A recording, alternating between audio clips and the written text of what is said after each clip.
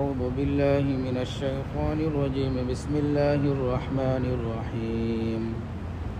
وأن إلى ربك المنتهى وأنه هو أضحك وأبكى وأنه هو أمات وأحيا وأنه خلق الزوجين الذكر والأنثى من نطفة إذا تمنى وأن عليه النشأة الأخرى وأنه هو أغنى وأقنى وأنه هو رب الشعرى وأنه أهلك عادا الأولى وثمود فما أبقى وقوم نوح من قبل إنهم كانوا أظلم وأطغى والمؤتفكة أهوى فغشاها ما غشا فبأي آلاء ربك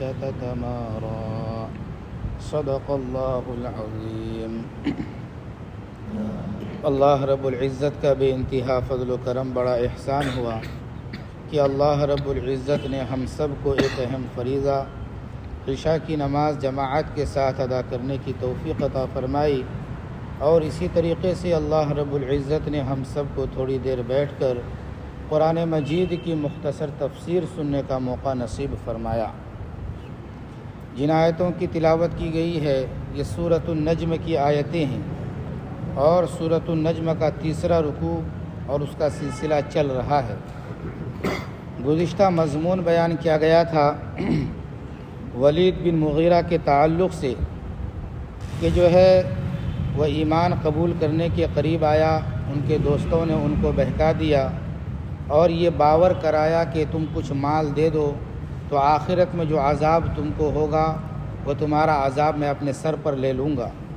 پھر اللہ رب العزت نے جو ہے اشارہ کیا، کیا ان کو خبر نہیں پہنچی جو ابراہیم اور موسیٰ کے صحیفے میں ہے کہ کوئی بوجھ اٹھانے والا دوسرے کا بوجھ نہیں اٹھائے گا، اور کسی کا ایمان دوسرے کو جو ہے نفع نہیں دے گا.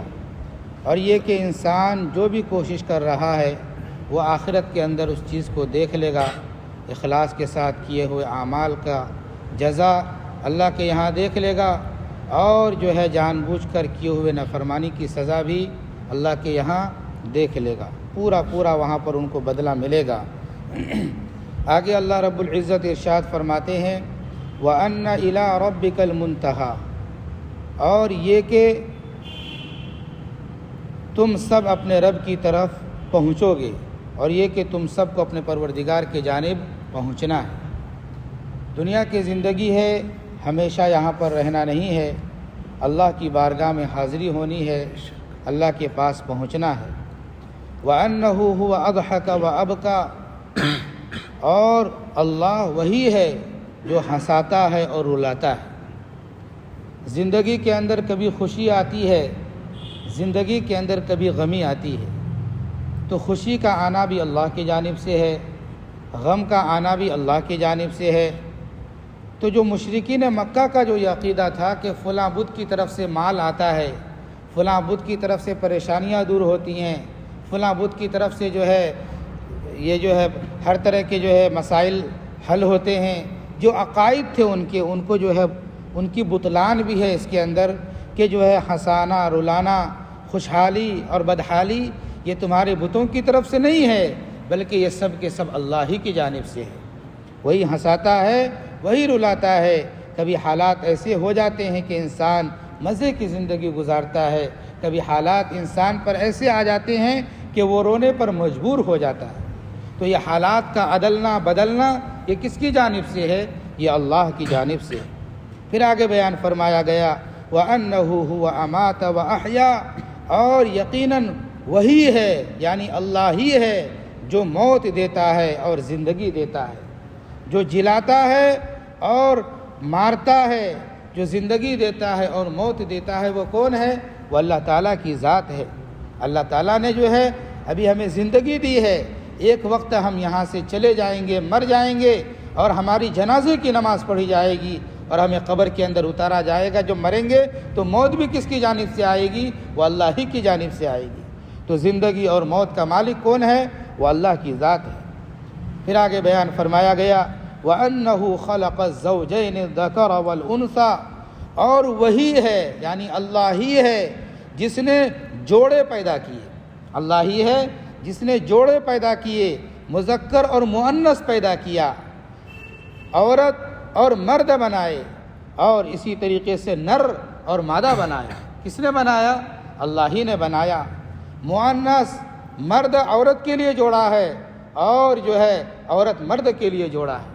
اللہ رب العزت نے جوڑے بنائے، مرد کی شکل میں ہیں دنیا کے اندر لوگ آباد، عورت کی شکل میں عورتیں ہیں دنیا کے اندر۔ ان جوڑوں کو، ان عورت کو، ان مردوں کو کس نے پیدا کیا؟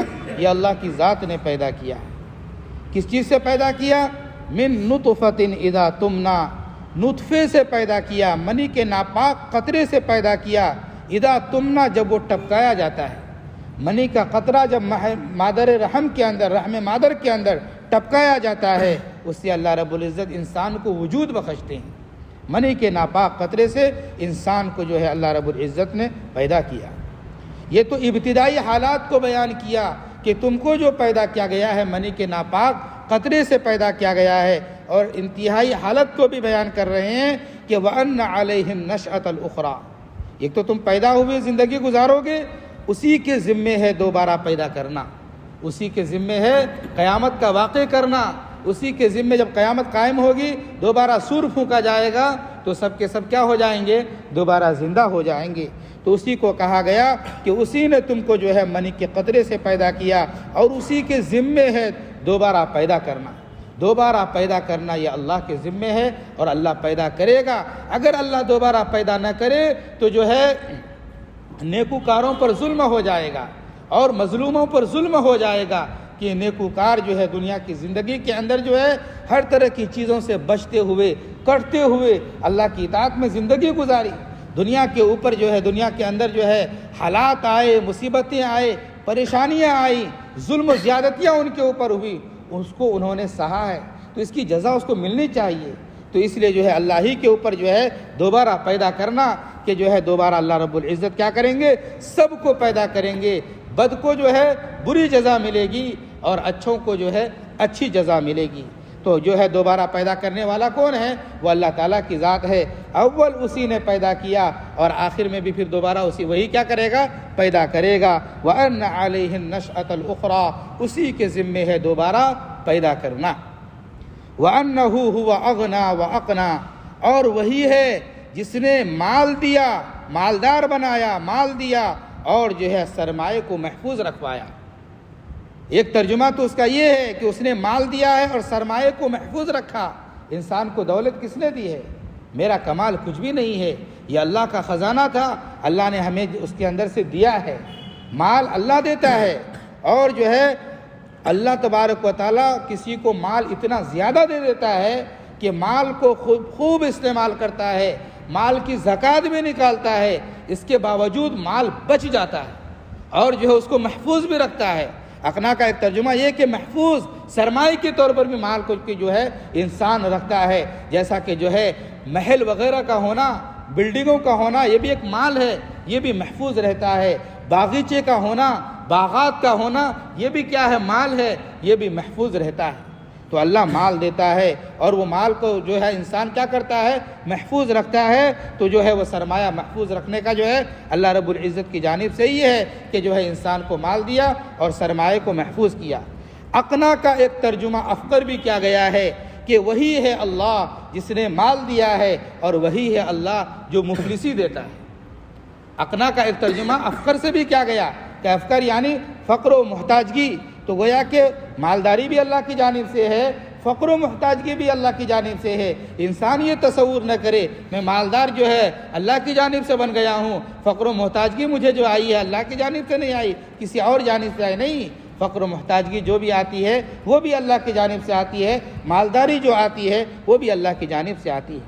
پھر آگے بیان فرمایا وَأَنَّهُ هُوَ رَبُّ الشِّعْرَى، کہ وہی ہے یعنی رب جو ہے وہی رب ہے شعرا کا، یعنی اللہ ہی شعرا کا بھی پروردگار ہے۔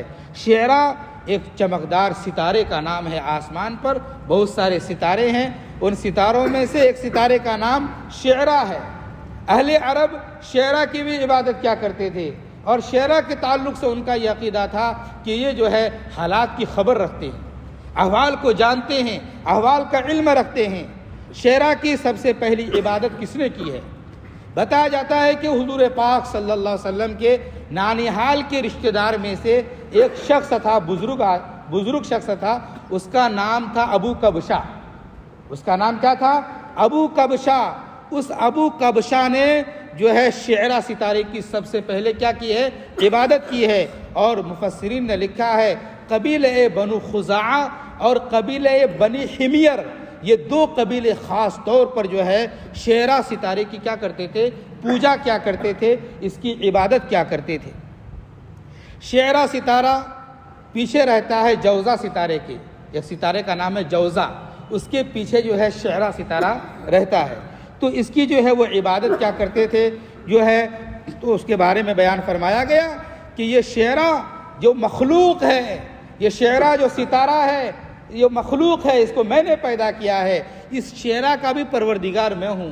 تم اس کو پروردگار تسلیم کرتے ہو، تم اس کو خدا تسلیم کرتے ہو، تم جو ہے اس کو اپنا معبود قرار دیتے ہو، بالکل غلط ہے۔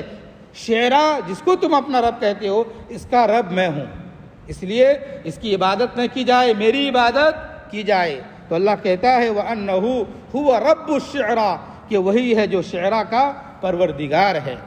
اور آگے بیان فرمایا گیا وَأَنَّهُ أَهْلَكَ عَادًا الْأُولَى، وہی ہے جس نے عاد اولا کو ہلاک کیا۔ عاد اولا سے کون مراد ہے؟ یہ حضرت ہود علیہ السلام کی قوم مراد ہے۔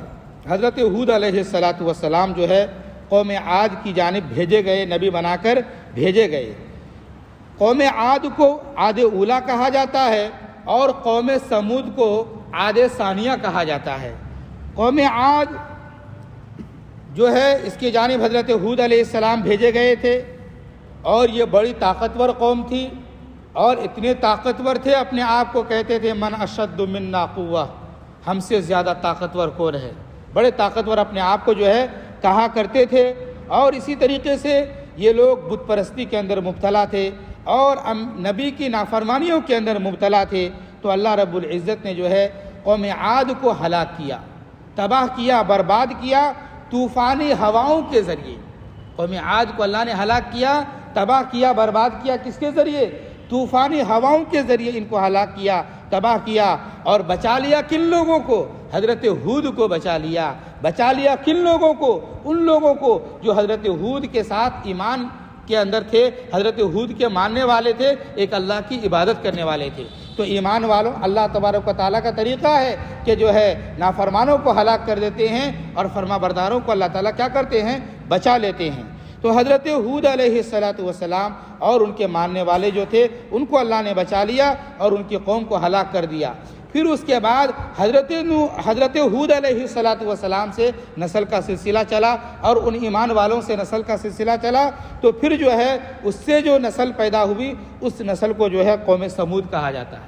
اس نسل کو کیا کہا جاتا ہے؟ قوم سمود۔ اور عاد ثانیہ بھی اس لیے کہا جاتا ہے کہ وہ حضرت ہود علیہ السلام کی کیا تھی؟ ذریتیں تھی۔ حضرت ہود علیہ السلام کی کیا تھی؟ ذریت وغیرہ تھی، اس لیے جو ہے قوم سمود کو عاد ثانیہ بھی کہا جاتا ہے۔ تو قوم عاد کو بھی ہلاک کیا، کس نے ہلاک کیا؟ اسی نے ہلاک کیا۔ کس نے؟ اللہ ہی نے عاد اولا کو یعنی قوم عاد کو ہلاک کیا۔ وَثَمُودَ فَمَا أَبْقَى، اور اسی نے قوم سمود کو بھی ہلاک کیا، جس کو عاد ثانیہ کہا جاتا ہے۔ قوم سمود کے جانب کس کو نبی بنا کر بھیجا گیا؟ قوم سمود کے جانب حضرت صالح علیہ السلام کو جو ہے نبی بنا کر بھیجا گیا۔ اور جو ہے حضرت صالح علیہ السلام کی قوم جو ہے نافرمانی کی تو اللہ رب العزت نے چیخ کے ذریعے ان کو ہلاک کر دیا، چیخ کے ذریعے ان کو تباہ کر دیا، برباد کر دیا۔ فما ابقا، ان کو باقی نہیں رکھا۔ اور اسی طریقے سے آگے فرمایا گیا وقوم نوح من قبل، اور اس سے پہلے قوم نوح ہلاک کیے گئے۔ اور اس سے پہلے ہم نے کس کو ہلاک کیا؟ قوم نوح کو ہلاک کیا۔ کس سے پہلے؟ عاد اولا سے پہلے، عاد ثانیہ سے پہلے قوم نوح کو ہلاک کیا گیا۔ پھر قوم نوح کے تعلق سے فرمایا حضرت نوح علیہ السلام کی قوم بڑی سرکش تھی، ظالم تھی۔ اللہ کہتا ہے انہم کانوا اظلم و اطغی، یقیناً وہ بڑی ظالم اور بڑی سرکش قوم تھی۔ کس کی قوم؟ حضرت نوح علیہ السلام کی قوم، کہ 950 سال تک حضرت نوح علیہ السلام نے لوگوں کو سمجھایا، بتایا، سیدھے راستے کی دعوت دی، اللہ ماشاء اللہ کچھ لوگ ایمان قبول کیے، اور جو ہے زیادہ تر تعداد وہ تھی جو نافرمانوں کی تھی۔ یہ حد سے زیادہ جو ہے ظالم تھے اور سرکش قوم تھی یہ، کہ اتنا لمبا عرصہ حضرت نوح علیہ السلام نے دعوت دی ہے، دعوت کے اندر گزارا، اور جو ہے ایمان پھیلانے کے اندر گزارا، تو اتنی مختصر لوگ ایمان قبول کیے، اکثر لوگوں نے ایمان قبول نہیں کیا۔ تو اس بات کی دلیل ہے کہ وہ بہت زیادہ ظالم تھے اور بہت زیادہ کیا تھے؟ وہ سرکش تھے۔ تو قوم نوح سے پہلے جو ہے قوم نوح پہلے ہلاک کی گئی، اس کے بعد جو ہے عاد اولا اور قوم عاد اور قوم سمود کو اللہ رب العزت نے نافرمانی کی پاداش میں کیا کیا؟ ہلاک کیا، تباہ کیا، برباد کیا۔ پھر آگے اللہ کہتا ہے والمؤتفکۃ اہوا، اور پھر الٹی ہوئی بستی کو پٹخ دیا۔ الٹی ہوئی بستی کو کیا کر دیا؟ پٹخ دیا۔ مؤتفکہ سے جو ہے مراد وہ بستیاں ہیں، وہ بستی ہے جو حضرت لوط علیہ السلام کی بستی کہی جاتی ہے۔ حضرت لوط علیہ السلام حضرت ابراہیم علیہ السلام کے بھتیجے ہیں۔ حضرت لوط علیہ السلام جو ہے اپنی قوم کو جو ہے ایمان کی دعوت دیتے تھے۔ جہاں پر ان کی قوم جو ہے بت پرستی کے اندر مبتلا تھی، شرک و کفر کے اندر مبتلا تھی، وہیں پر اس قوم کے اندر ایک بری عادت یہ بھی تھی کہ یہ اپنی خواہشات کو مردوں کے ساتھ پورا کیا کرتے تھے۔ یہ قوم لوط جو ہے یہ اپنی خواہشات کو مردوں کے ساتھ کیا کرتے تھے؟ پورا کرتے تھے۔ ایک تو جرم تھا کفر و شرک کا کرنا، دوسرا جرم تھا جو ہے بدفعلی کا کرنا، اور جو ہے غلط جگہوں پر جو ہے اپنی جو ہے خواہشات کا بجھانا۔ ان جرموں کی پاداش میں جو ہے اللہ رب العزت نے ان کو برے طریقے سے ہلاک کیا، ان کی بستی کو الٹ دیا گیا، تخت سمیت ان کو اٹھا کر جو ہے پٹخ دیا گیا۔ حضرت جبریل علیہ السلام جو ہے اللہ کے حکم سے جو ہے قوم لوط کی بستی سمیت ان کو اٹھایا اور زمین پر کیا کر دیا؟ پٹخ دیا۔ تو ان کی اس قوم کی یعنی قوم لوط کی قوم کی ہلاکت کا بھی تذکرہ اللہ نے بیان فرمایا۔ پھر کہا فغشاها ما غشا، اس کو ڈھانپ لیا جس چیز نے ڈھانپ لیا، اس کو گھیر لیا جس چیز نے گھیر لیا۔ کس چیز نے گھیر لیا اور کس کو گھیر لیا؟ بتایا جاتا ہے کہ حضرت لوط علیہ السلام کی قوم کو جو ہے جب ہلاک کیا گیا، بستی کو جب الٹ دیا گیا، اس کے بعد جو ہے آسمان سے جو ہے پتھر کی بارش برسائی گئی۔ پتھر کی بارش برسائی گئی، اور پتھر کی بارش جب ان بستی والوں پر گری تو جو ہے ان کو جو ہے ان پتھروں نے، ان بارشوں نے کیا کر دیا؟ ڈھانپ لیا۔ ان کو کیا کر لیا؟ ڈھانپ لیا۔ وہی یہاں پر مراد ہے۔ پھر آگے اللہ رب العزت کہتے ہیں فَبِأَيِّ آلَاءِ رَبِّكَ تَتَمَارَىٰ، کہ اے انسانوں تم اپنے رب کی کن کن نعمتوں میں شک کرو گے؟ اپنے رب کی کن کن نعمتوں میں شک کرو گے؟ سب سے بڑی نعمت تو یہ ہے اے انسانوں تم کھاتے ہو، پیتے ہو، آرام سے رہتے ہو، سکون کی زندگی گزار رہے ہو، اور ساری جو ہے نعمتیں اللہ کی استعمال کر رہے ہو۔ اس کے علاوہ یہ کہ اللہ رب العزت نے جو ہے ساری چیزیں بتلا دی ہے کہ تم کو اس نے منی کے قطرے سے پیدا کیا ہے، اور مرنا ہے، مرنے کے بعد اسی کے جانب جانا ہے۔ وہی ہنساتا ہے، رلاتا ہے، اور وہی مذکر اور مؤنث کو پیدا کیا، اور جو ہے وہی مالداری دیتا ہے، فقر دیتا ہے، وہی مالداری دیتا ہے، اور سرمایہ کی جو ہے حفاظت کا جو ہے اللہ ہی راستہ دکھاتا ہے، اور فرمایا کہ وہی جو ہے شعرا کا رب ہے۔ یہ ساری نعمتوں کا تذکرہ اللہ کا ہے کہ اللہ کی یہ نعمتیں ہیں کہ قوم عاد کی ہلاکت کا تذکرہ اس نے بتا دیا، قوم سمود کی ہلاکت کا تذکرہ بتا دیا، قوم نوح کی ہلاکت کا تذکرہ بتا دیا، قوم لوط کی ہلاکت کا تذکرہ بتا دیا، اور ہلاک شدہ قوموں کا تذکرہ کرنا اور بتا دینا اللہ کی جانب سے یہ بھی بہت بڑی نعمت ہے۔ اس نعمت کو سن کر، اس خبر کو سن کر تمہیں آگاہ ہو جانا چاہیے تھا۔ اس خبر کو سن کر تمہیں جو ہے اسلام کی طرف آنی چاہیے تھی۔ اس خبر کو سن کر تمہیں ایمان قبول کرنی چاہیے تھی۔ تمہیں کیا ہو گیا انسانوں کہ تم اپنے رب کی نعمتوں کی جو ہے ناشکری کرتے ہو، اور اپنے رب کی نعمتوں میں کن کن نعمتوں کی تم ناشکری کرو گے، کن کن نعمتوں کا تم جو ہے انکار کرو گے۔ اس لیے ہمیں ان آیتوں کے جو ترجمے اور جو تفسیریں ہم نے سنی ہیں ہمیں ان سے عبرت حاصل کرنی چاہیے، اور جو ہے اللہ کی ذات کے اوپر جو ہے بھروسہ اور ایمان اور یقین رکھنی چاہیے۔ اللہ رب العزت نے جو چیزیں پیدا کی ہیں، درخت پیدا کیے، آسمان پیدا کیے ہیں، زمین پیدا کیا ہے، اور جو ہے زمین کے اندر بہت ساری مخلوقات کو پیدا کیے ہیں، سمندر پیدا کیا ہے، اللہ کی پیدا کردہ مخلوق کے اوپر جو ہے غور و فکر کریں کہ اللہ نے جو ہے کتنے خوبصورت انداز میں سمندر بنایا، کتنے خوبصورت انداز میں آسمان بنایا، کتنے خوبصورت انداز میں زمین کو بچھونا بنایا۔ ان چیزوں کے اوپر غور و فکر کر کے جو ہے اللہ کی ذات پر زیادہ سے زیادہ انسان کو کیا رکھنی چاہیے؟ یقین رکھنی چاہیے، اور یہ بات بھی یاد رکھنی چاہیے کہ نافرمانی کی سزا اللہ ضرور دے گا، کفر و شرک کی سزا اللہ ضرور دے گا۔ اس لیے ہمیں نافرمانیوں سے بچنا ہے، اور جو ہلاک شدہ قوموں کا تذکرہ قرآن مجید میں کیا جاتا ہے ہمیں ان سے عبرت حاصل کرنی چاہیے کہ جو ہے کفر و شرک کی پاداش میں قوم عاد کو ہلاک کیا گیا، کفر و شرک کی پاداش میں قوم سمود کو ہلاک کیا گیا، کفر و شرک کی پاداش میں قوم نوح کو ہلاک کیا گیا، کفر و شرک اور لواطت کے جو ہے بیماری کے اندر جو وہ مبتلا تھے قوم لوط، ان کو جو ہے کفر و شرک اور دوسری بیماری، دوسرے گناہ کے جرم میں ان کو ہلاک کیا گیا۔ ان ساری قوموں کی ہلاکت کا تذکرہ ہم جو سنیں تو ہمیں اس سے عبرت حاصل کرنی چاہیے، اور اللہ سے دعا کرنی چاہیے کہ اے اللہ یہ جو ہلاک شدہ نافرمان گزرے ہیں ان کی فہرست سے تو ہماری حفاظت فرما، اور ہمیں اطاعت گزاروں میں شامل فرما۔ ان واقعات سے عبرت حاصل کر کے ہمیشہ انسان کو اللہ کی اطاعت میں آنے کی کیا کرنی چاہیے؟ دعائیں کرنی چاہیے، اور ویسے اعمال کو اختیار بھی کرنی چاہیے۔ بس یہیں تک ہے، اور جو مابقیہ رہ گیا انشاءاللہ آئندہ بیان کیا جائے گا۔ اللہ رب العزت سے دعا فرمائے کہ اللہ تعالی ہم تمام لوگوں کو نافرمانیوں سے بچنے کی توفیق عطا فرمائے، اطاعت فرما برداری صحیح طور پر کرنے کی توفیق عطا فرمائے، اور اللہ تعالی ہلاک شدہ قوموں سے ہم سب کو عبرت و موعظت اور نصیحت حاصل کرنے کی توفیق نصیب فرمائے، اور اللہ رب العزت ہم سب کو قرآن مجید سیکھنے سکھانے، سمجھنے سمجھانے اور قرآن کے طرز کے مطابق اللہ ہم سب کو اپنی زندگی ڈھالنے کی توفیق نصیب فرمائے۔